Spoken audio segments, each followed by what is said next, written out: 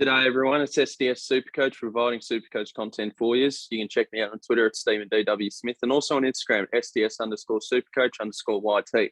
Liking and subscribing would be grouse. So I'm making a second video this week, so I'm just going to go over the trades that I've done. We saw the game last night, so I'll quickly talk about that. I was going to do a video yesterday instead, but I was a bit under the weather. May have had a few too many on Thursday night, but we won't talk about that. So yeah, let's get straight into it. I haven't really planned it, but yeah, I'm just going to go over my trades and see what the build up is for round 6, even though it's already started. Just a quick heads up, I'm 5 subscribers away from 100 subs. I really want to get there. I'd appreciate it. If you haven't subscribed already, please do. That'd be fantastic. And yeah, just a really good milestone hit. Yeah, so anyway, enough dilly-dallying. Let's get straight into it. So I didn't actually tell you guys my trades heading into round 5. I made one trade, and that was, who was it? Hoff out for a Driscoll, which obviously worked out pretty nicely. So as you can see, I've just started recording halftime for the Dogs-Crows game. So I'll go over what I've done. So I've VC'd Steele, and I'm going to take that score. I know McRae's doing pretty solid here in Ballarat at the minute, but I'm just going to take Steele's score and we'll be happy with that. Like, you can't bypass the 140. So I thought I'd be a bit different. I ignored Neil, VCing Steele into McRae. And actually, now that I think of it, I know it would have worked out, but I've had to be really quick. If I VC'd Steele, VC'd McRae into Neil, then right after the game, I would have had to just made Dixon my captain, but decided to go a bit different. And hey, it looks like it's worked out, but we'll wait and see if McRae goes big. He had a pretty quiet second quarter. I put Rochelle on the bench, and as you can see, I started Jack Hayes, which was a bit sad. Oh yeah, anyway, my trades for this week, that was the main part of this video. I made 2. I brought in, who did I bring in? Heaney. I was going to bring in English, but a massive curveball on Thursday night. Team announcements where English has done his hamstrings there for 2 to 3 weeks. He was the guy I was going to bring in. I just thought, you know what? Everyone has Heaney except me. That's probably what's held me back quite a bit. Let me just jump on the Heaney train. He's just such an exciting player to watch, and he should go pretty all right against Hawthorn. We'll see what his role is now with Franklin back in the side. Papley's still out for now, but it'll be interesting to see, you know, does he spend a bit more time in the midfield? Maybe not. Maybe until Papley comes back. I don't think he's far away. So, yeah, I've brought in Heaney, and I've brought in Malcolm Roses from the Suns. I traded out Gibcus, and I traded out Horne-Francis. Now, originally my trades were going to be Whitfield and Gibcus, but I had enough money to actually do it for Horne-Francis. Obviously, it hasn't paid off. Whitfield is still in my team. And yeah, that is just a sad sight to see. I want to trade him out next week, but don't be surprised if I've kept him, because I've kept saying week after week I'm getting rid of Whitfield, but I keep holding on to him. I just thought it was a bit smarter trading out a rookie, trading out 2 rookies, you know, for keeping a premium. Well, premium. Whitfield's a fake premium, but I just thought it was a bit smarter. You know, Whitfield I would have thought would have been a better chance of scoring well than Horne-Francis, but Horne-Francis is a decent chance of outscoring Whitfield this week, so might be a really bad move. But I just thought it made a bit more sense trading out Horne-Francis and keeping a potential premium. And yeah, Gibcus, his scoring potential is pretty limited. And if I didn't trade out Gibcus, then I would have had to have fielded. I would have had to have fielded probably the Koning. Wait, that doesn't really make sense. Anyway, I overthought these trades quite a bit, so it's all muddled up in my head about like what would have happened and what wouldn't have happened. But Horne-Francis and Horn-Francis out and Gibcus out. Just thought it made more sense, get more opportunity with some scores on the board if I traded out the Horn-Francis and Gibcus. I didn't really flirt with Petrarca since if I already had Heaney, who would I have brought in? Well, there's Petrarca. It probably would have been Sicily. Sicily was the one bloke I was considering. And I mean, I am a Hawks supporter. It would be nice to have Sicily in the team. Maybe next week I'll bring him in for Whitfield. I'll have to figure that out because it'd be nice just to see Sicily play. He's one of my favourite players in the competition. Would have been very nice to just cheer him on and, as a Hawks supporter and also for Supercoach. With Jaff out, he could score really big again, get more interceptions. I don't know who'll play on Buddy for that game. Probably Frost. I think Frost. I'm trying to remember. Was it Frost? It was either. I think it was Frost last year. He did really well against Franklin, so I assume Frost will play on Franklin again. That means Sicily maybe on McLean or Logan McDonald. So we'll just have to see. Rochelle, I kept on the bench. Doesn't look like he's going to score that great. I didn't think, even if Hinge was playing, I don't think Hinge would have scored that well in a very windy Ballarat game. Was it 25 each at halftime? So it would have been a bit tricky for him. I hope he's back next week. I think he's a very handy player for Adelaide down back. He should be playing pretty soon, you'd hope. Rochelle, 19. Yeah, it doesn't look like he wasn't going to score that great. Hayes on field really sucks, but who would have predicted that? He was looking pretty solid up until he did his knee. And one thing you may have noticed, I have passed on Bruce. Now, my theory was, and it's probably not good, but I think a lot of people would have had Bruce on the bench unless you're going with the Gawn Bruce, Grundy Bruce sort of setup. But I had Wits, and I wasn't going to trade Wits down to Bruce. And my plan anyway was, I'm thinking of using a boost next week. We'll have to see how Sam Hayes goes from Port. Since Bruce and Hayes are just both rucks, it would have been a bit tricky for, the loop with Dixon and Hayes. So I couldn't really go for both unless I traded out Grundy or Whitson. I saw my mistake with Gawn trading out premiums where it's not a good idea, especially when Grundy's playing Essendon where he's got a really good record against them. So I just thought, you know what, let's save myself 80K, see how Sam Hayes goes. I mean, it's not much of a difference, I would have had either of them on the bench regardless. So it would have been hard to put Bruce on field along with Wits and Grundy, where I think it's a lot easier of a decision for me to have Grundy, Wits, and, Hayes on the bench. And as I said last video, I'm prioritising cash generation. It sounds a bit stupid because I passed on Bruce, but sorry, I'm now prioritising points on the board. I think I've already got the cash generation pretty good here. Bruce is really the only one I'm missing out on, but I am banking on Sam Hayes to be a good R3 option. And he will probably go for, probably Hayes for Hayes next week. Unfortunately, with Hayes doing his ACL. So that's just my theory. We'll have to keep an eye on Ben Hobbs as well.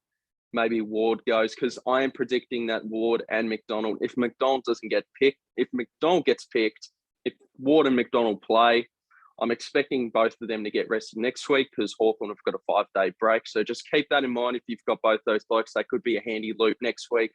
Look, I'll probably look to trade Ward next week. But there's a few options here, like Rochelle could go. But they do have the Giants next week, and the Giants aren't looking too flash, are they?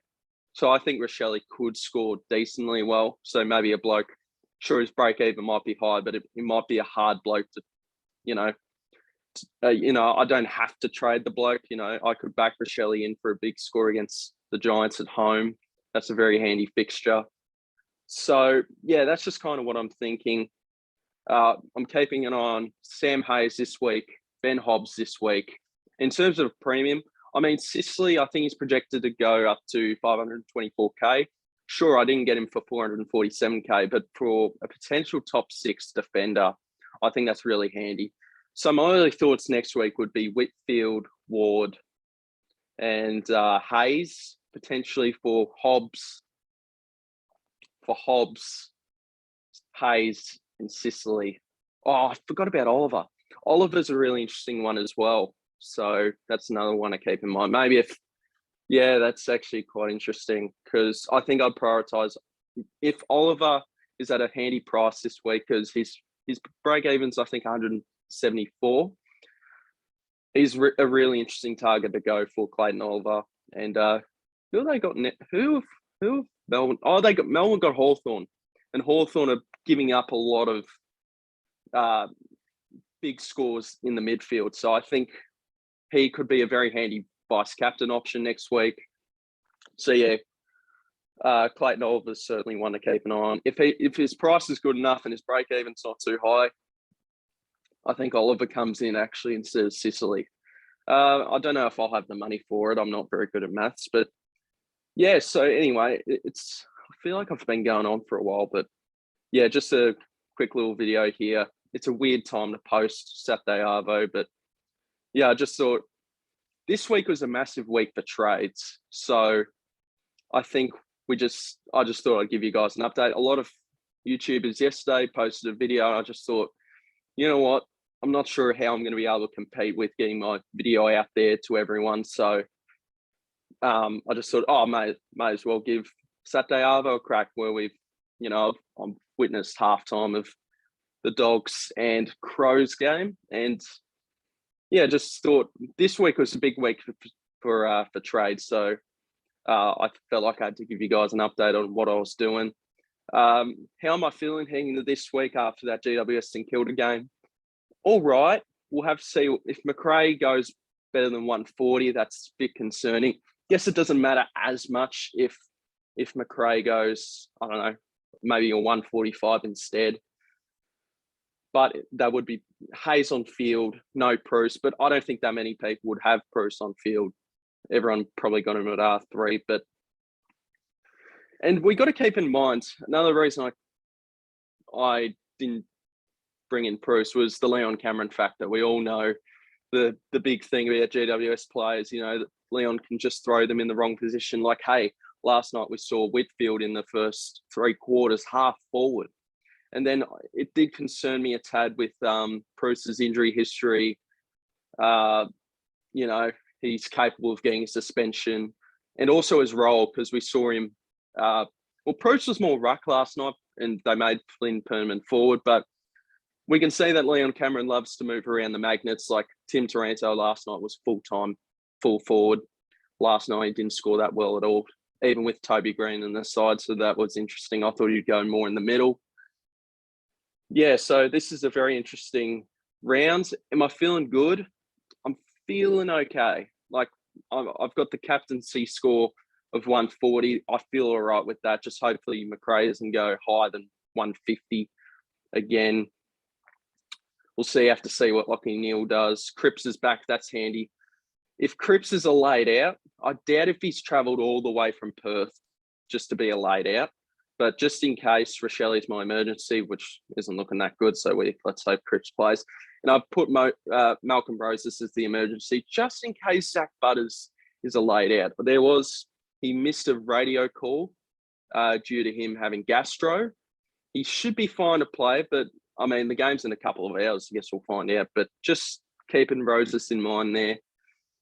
Dixon's my captain, of course. So, yeah, look, I'll just quickly go over some other scores for this week.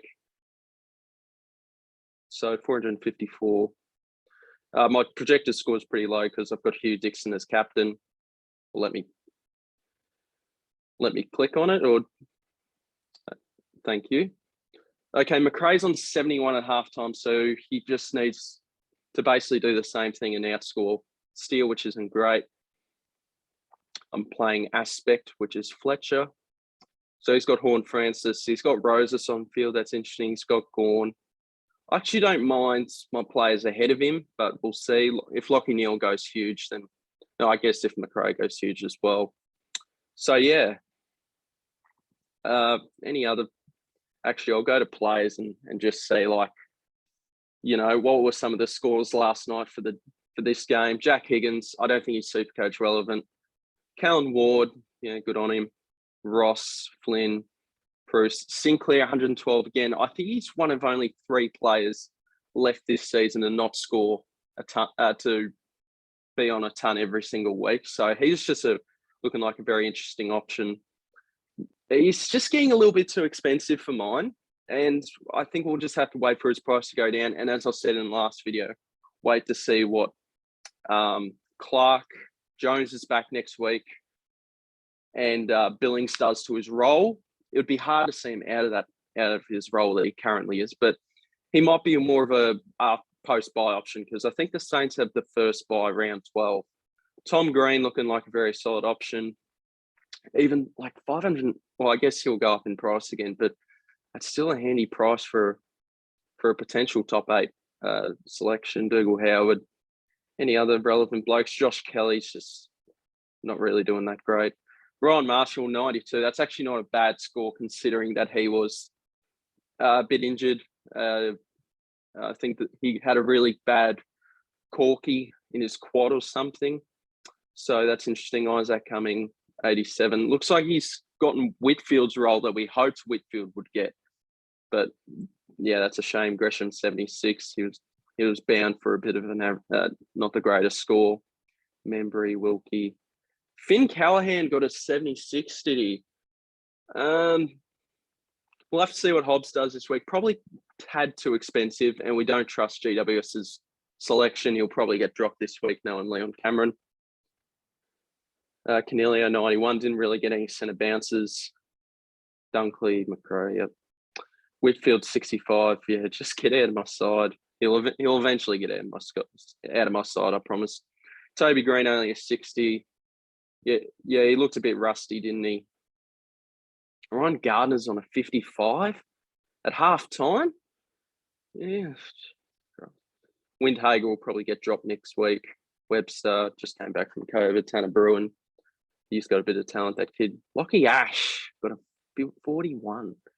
Brad Hill got a 40. That sucks for the people that have him. Wanganeen Miller is just, yeah, I think he's got a bit of a way to go in terms of being ready for AFL. But I mean, he's been a part of, I think, 5 wins in a row. And the first game he was a sub, so he's yet to lose a game in his AFL career.